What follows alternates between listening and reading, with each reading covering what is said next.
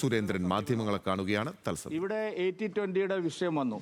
വിഭവങ്ങൾ പങ്കുവെക്കുമ്പോൾ സംവരണത്തിന്റെ കാര്യത്തിൽ 20% മാത്രമാണ് ക്രിസ്ത്യൻ സമൂഹത്തിന് കിട്ടിയത്. അത് പോരാ. 18% വരുന്ന ക്രൈസ്തവർക്ക് ജനസംഖ്യാനുപാതികമായിട്ടുള്ള ശതമാനം ലഭിക്കണം, വിഹിതം ലഭിക്കണം. ഏതെങ്കിലും പൊളിറ്റിക്കൽ പാർട്ടി പറഞ്ഞിട്ടുണ്ടോ? ഞങ്ങൾ മാത്രമേ പറഞ്ഞിട്ടുള്ളൂ. Only Bharatiya Janata party. അതായത് മറ്റൊരു പാർട്ടിയും പറഞ്ഞിട്ടില്ല. അപ്പോൾ ആ വിഷയത്തിൽ ഞങ്ങളെടുത്ത സമീപനം ശരിയായിരുന്നു. ക്രൈസ്തവ മതന്യൂനപക്ഷങ്ങൾക്ക് ധാരാളം പ്രശ്നങ്ങളുണ്ട്. അവിടെയെല്ലാം LDFും UDFും അവരെ അവഗണിച്ചുകൊണ്ട് മുസ്ലിം ന്യൂനപക്ഷത്തിന് വേണ്ടി മാത്രം നിൽക്കുന്നു എന്നുള്ളതാണ് പ്രധാനപ്പെട്ട പ്രശ്നം. അത് ഞങ്ങളുടെ പ്രശ്നമല്ല, ക്രൈസ്തവ സമൂഹത്തിൻ്റെ കൺസേൺ ആണ്. ഞങ്ങൾ നോക്കിയപ്പോൾ അതാണ് ശരി, അവർ പറയുന്നതാണ് ശരി. രണ്ട് മതന്യൂനപക്ഷങ്ങളെ രണ്ട് രീതിയിൽ കാണുന്നത് ശരിയല്ല. അതുകൊണ്ട് ഈ വിഷയത്തിൽ ഒരു സമീപനം വേണം. ഞങ്ങൾ മാത്രമേ ആ സമീപനം എടുത്തുള്ളൂ. കോൺഗ്രസിന് ധൈര്യമില്ല. ഇപ്പോൾ വെള്ളാപ്പള്ളി നടേശൻ്റെ മലപ്പുറം പ്രസ്താവനയുടെ പേരിൽ എന്തൊക്കെ ബഹളമാണ് ഇവർ നടത്തുന്നത്. ഇവിടെ എന്തെല്ലാം ആക്ഷേപങ്ങൾ ക്രൈസ്തവ സമൂഹത്തിനെതിരെ ഉയർന്നു വന്നു. അവരുടെ അവകാശങ്ങൾ ചോദ്യം ചെയ്യപ്പെട്ടു. അപ്പോഴൊന്നും ആരും പ്രതികരിച്ചില്ലല്ലോ. പാലാ ബിഷപ്പ് ഹൗസിന് നേരെ ആക്രമണം നടന്നപ്പോൾ കത്തോലിക്ക സഭയുടെ പിന്തുണയുണ്ടെന്ന് അവകാശപ്പെടുന്ന കേരള കോൺഗ്രസ്സുകാർ പോലും അവിടെ വന്നില്ല. ഞങ്ങൾ പോയി. ഞങ്ങൾ വോട്ടിട്ടെന്ന് വിചാരിച്ചിട്ടല്ല, പാലയിൽ ഈ തെരഞ്ഞെടുപ്പിൽ ജയിക്കാമെന്ന് വിചാരിച്ചിട്ടല്ല ഞങ്ങൾ പോയത്. ഞങ്ങൾ മാത്രമേ പോയിട്ടുള്ളൂ. എല്ലാ പ്രശ്നങ്ങളിലും അവരെ ഒറ്റപ്പെടുത്താനും അരികുവൽക്കരിക്കാനുമുള്ള ശ്രമം നടന്നപ്പോൾ എല്ലാ സന്ദർഭങ്ങളിലും ഭാരതീയ ജനതാ പാർട്ടി പോയിട്ടുണ്ട്. അത് ഇനിയും ഞങ്ങൾ പോകും. അത് വോട്ട് ബാങ്ക് താല്പര്യത്തിലല്ല.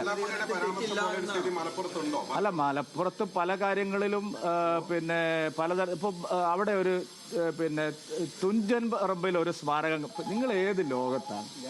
മലയാള ഭാഷയുടെ പിതാവിന് തുഞ്ചത്ത് സ്മാരകം പണിയാൻ പാടില്ല. പ്രതിമ അനിസ്ലാമികമാണ്, ഹറാമാണ്. നിങ്ങളൊക്കെ അതിനെ പിന്തുണയ്ക്കല്ലേ LDFും UDFും? വെള്ളാപ്പള്ളി നടേശൻ പറഞ്ഞാൽ എന്താ തെറ്റുള്ളത്? അത് വളരെ യാഥാർത്ഥ്യമാണ്. കാരണം ഡെമോഗ്രഫി ഒരു പ്രത്യേക രീതിയിൽ വളർന്നു വരുമ്പോൾ അവിടെ ജനാധിപത്യം ഒന്നും ഉണ്ടാവില്ല, മതേതരത്വമൊന്നും ഉണ്ടാവില്ല. നിങ്ങൾ കാത്തിരുന്ന് കണ്ടോളൂ. ഈ രീതിയിലാണ് പോകുന്നതെങ്കിൽ കേരളത്തിൽ ജനാധിപത്യവും മതേതരത്വവും ഒന്നും പുലരാൻ പോകുന്നില്ല. അതിനെതിരെയുള്ള ജാഗ്രത ആര് പറഞ്ഞാലും അതിനെ അപ്പം തന്നെ ആക്ഷേപിക്കുകയാണ്. അതിന് വലിയ ആക്ഷേപിക്കേണ്ട ഒരു കാര്യമില്ല. 100%. അത് രണ്ടഭിപ്രായം പറയുന്നവരിക്കട്ടെ. അത് ഞങ്ങൾ 9-ാം തീയതി ന്യൂനപക്ഷ വകുപ്പ് മന്ത്രി വരുന്നുണ്ട്. അറിയാലോ, മുനമ്പത്തിൻ്റെ ഈ ബില്ല് പാർലമെന്റിൽ ഇൻട്രൊഡ്യൂസ് ചെയ്ത് അത് പാസ്സാക്കിയെടുത്ത കിരൺ റിജിജു 9-ാം തീയതി മുനമ്പത്തുകാർ അദ്ദേഹത്തിന് അഭിനന്ദൻ സഭ എന്ന് പറഞ്ഞിട്ട് ഒരു സ്വീകരണം വെച്ചിരിക്കാം. അവിടെ എല്ലാം വ്യക്തമാണ്. അവിടെ ഒരു കള്ളത്തരവും നിങ്ങൾ ഇവിടെ നടക്കില്ല. സാറേ, ആ 40 വകുപ്പ് തന്നെ പോയി. ആർട്ടിക്കിൾ 40 അത് ആ വകുപ്പ് തന്നെ എടുത്തു കളഞ്ഞു. ഇനി കോടതി പോവാം, ലിറ്റിഗേഷൻ പോവാം. ഇപ്പം നിങ്ങൾ ട്രിബ്യൂണലിൽ മാത്രമേ പോകാൻ പറ്റുള്ളൂ. അതായത് വഖഫ് ബോർഡിലെ മുല്ലാക്കന്മാർ തീരുമാനിക്കുന്ന ട്രിബ്യൂണലാണ്. അവിടുത്തെ ജഡ്ജിമാർ, അവിടുത്തെ വക്കീലുമാർ. എന്നിട്ട് അതിൻ്റെ പിന്നിൽ അടിമകളെ പോലെ സ്ഥലം നഷ്ടപ്പെട്ടവർ പോകണം. അതായിരുന്നു നിങ്ങളുടെ നിയമം, കോൺഗ്രസിൻ്റെ നിയമം. അതൊക്കെ മാറി. ഒരു സംശയവും വേണ്ട. ഞങ്ങൾ അവരുടെ റവന്യൂ അവകാശം, നികുതി അടച്ച് അവർക്ക് സാധാരണ പൗരന്മാരെ പോലെ കഴിയാനുള്ള അവകാശം സംരക്ഷിക്കപ്പെടുന്നത് വരെ ഉണ്ടാവും. അല്ലാതെ ബില്ല് പാസ്സാക്കിയിട്ട് പോവില്ല. ഒരു പ്രശ്നം വരില്ല. വഖഫ് മുനമ്പത്തുകാർക്ക് മാത്രമല്ല, ഇപ്പോൾ വഖഫ് അനധികൃതമായിട്ട് പ്രഖ്യാപിച്ചിരിക്കുന്ന ഒരു ഭൂമിയിലും നിങ്ങൾക്ക് ഇനി കൈവയ്ക്കാൻ പറ്റില്ല. അത് ഉറപ്പാണ്. അതിന് സംശയം.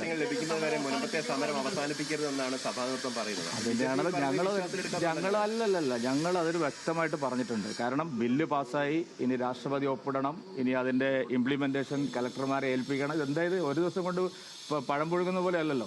അതുകൊണ്ട് ഇത്തരത്തിലുള്ള ഒരു പ്രചരണവും ക്രൈസ്തവ സമൂഹത്തിന് മുമ്പിൽ ഏൽക്കില്ല. നിങ്ങൾ എന്തുദ്ദേശിച്ചാണോ ഈ പ്രചരണം നടത്തുന്നത് അത് നിങ്ങൾക്ക് തിരിച്ചടിയായി മാറും.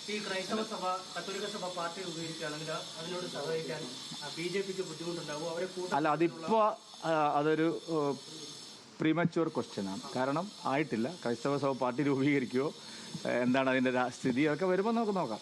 ഇപ്പോഴേ പറയണ്ട. അല്ല, ആ നിലപാട് കറക്റ്റ് അല്ലേ? LDFിലും UDFിലുള്ള വിശ്വാസം നഷ്ടപ്പെട്ടതുകൊണ്ടാണല്ലോ പുതിയൊരു പാർട്ടി വേണമെന്നുള്ള തോന്നലുണ്ടാവുന്നത്. അപ്പോൾ പിന്നെ ആരാണ് സ്വാഗതം ചെയ്യാതിരിക്കുക? ഞങ്ങളുടെ സ്റ്റാൻഡ് വളരെ കൃത്യമാണല്ലോ. അല്ല, അതൊന്നും ഇപ്പം പറയുന്നില്ല. കാരണം ഇത് ഗുണമോ ദോഷമൊന്നും ഇപ്പം പറയുന്നില്ല. പക്ഷേ LDFിലും UDFിലുമുള്ള വിശ്വാസം അവർക്ക് നഷ്ടമായി എന്ന് അവരുടെ ആചാര്യന്മാർ തന്നെ തുറന്ന് സമ്മതിക്കുന്നു എന്നുള്ളത് ഞങ്ങളെ സംബന്ധിച്ച് സന്തോഷം ഉണ്ടാക്കുന്ന കാര്യമാണ്. BJPയുടെ മുൻ സംസ്ഥാന അധ്യക്ഷൻ K. സുരേന്ദ്രൻ മാധ്യമങ്ങളെ കാണുകയായിരുന്നു. കേരളത്തിൽ ജനാധിപത്യവും മതേതരത്വവും സംരക്ഷിക്കാൻ BJP ഉണ്ടാകുമെന്നാണ് അദ്ദേഹം പറഞ്ഞു വെച്ചത്.